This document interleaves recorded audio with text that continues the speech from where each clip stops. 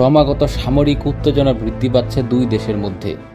এরই মধ্যে হঠাৎ খবর এলো ভারতীয় যুদ্ধবিমানের একটি বহর লাইন অফ কন্ট্রোলের খুব কাছাকাছি চলে এসেছে, যেখানে রয়েছে অত্যাধুনিক রাফাল ফাইটার্স জেট। সময়টা 28 এপ্রিল মধ্যরাত। ভারতের হরিয়ানা রাজ্যে অবস্থিত আম্বালা বিমান ঘাঁটি থেকে টেক অফ করে 4টি রাফাল যুদ্ধবিমান। আর এসব ফাইটার জেটের উদ্দেশ্য ছিল পাকিস্তান। ঘন্টায় 1200 কিলোমিটার গতিতে দ্রুতই জম্মু কাশ্মীরে পাকিস্তানের আকাশ সীমার খুব কাছে পৌঁছে যায় যুদ্ধবিমানগুলো।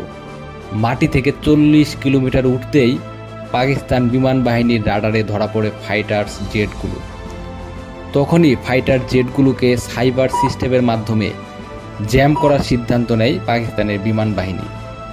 আকাশসীমা লঙ্ঘন না করেও পাকিস্তানে হামলা করতে পারত ভারতীয় ফাইটার্স জেটগুলো।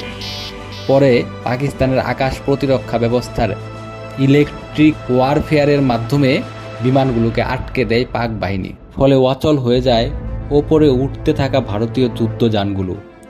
যোগাযোগ ও রাডার ব্যবস্থার নিয়ন্ত্রণ হারিয়ে এক পর্যায়ে গ্রাউন্ড স্টেশনের সাথেও যোগাযোগ হারিয়ে ফেলে রাডার বিমানগুলো। ঠিক একই সময়ে ভারতের যুদ্ধ বিমানগুলোকে রুখে দিতে আকাশে অবস্থান নেয় পাকিস্তানের কয়েকটি যুদ্ধ বিমান।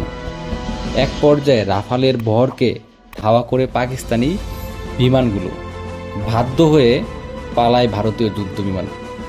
এ বিষয়টি নিশ্চিত করে পাকিস্তানের সংবাদ মাধ্যম জিও টিভি।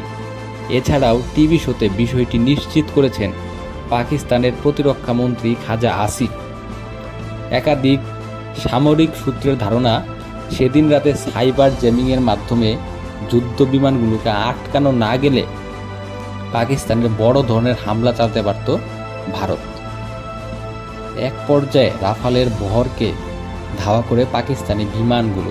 সে রাতে পাকিস্তানের পুরনো বিমানের তাড়া খেয়ে পালিয়েছিল ভারতের 4.5 জেনারেশনের ফাইটার্স জেট।